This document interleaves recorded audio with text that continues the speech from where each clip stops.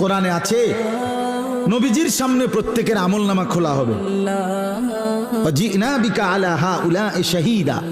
নবীজিকে আল্লাহ বলছে আপনার সামনে উপস্থিত রাইখা আমি দেখাবো। নবীজি আমলনামা দেখে আল্লাহর নবী জিজ্ঞেস করবে উম্মত এটা কি?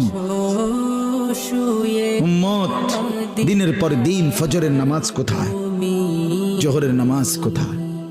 উম্মত 30 বছরের ব্যবসার মধ্যে একটা হালাল নাই। সুদের এত টাকা দরকার, ঘুষের এত টাকা দরকার।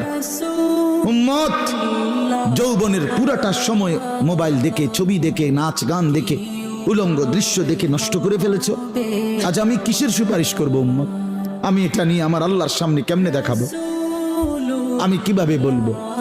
হযরত মাওলানা তারিক জামিল সাহেব বলেন হাসরের ময়দানে নবীজি, আহা বাপ শুনেন শেষ কথা, হাসরের ময়দানে নবীজি নিজের পিঠ মোবারক চাদর সরাইয়া ফেলবেন আর উম্মতকে দেখায় বলবেন উম্মত দেখ না আমার পিঠ চালনির মতো ছিদ্র ছিদ্র, তায়েফের পাথরের আঘাতে আমি এই পরিমাণ ব্যথা পাইছি, আহত হয়েছি, রক্তাক্ত হয়েছি, মৃত্যু পর্যন্ত আর আমার ছিদ্রগুলো আর গুস্ত দিয়া পুরায় নাই।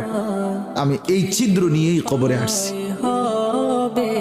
আমার 23 বছরের এই কষ্ট, এই আমানত, আমার উহুদের দান শহীদ, আমার পেটে পাথর বাঁধা, আমার সাহাবীদের এই শাহাদাত, আমার বেলালের এত কষ্ট, খাব্বাবের এত জুলুম নির্যাতন সহ্য করা, বিনিময় উম্মত কি নিয়ে আসছে? কি নিয়ে আসছে? জিন্দেগি কোনো কদর করলেন না। আবার বলছি ইন্নী লাকুম মিনহু নাযীরুম মুবিন।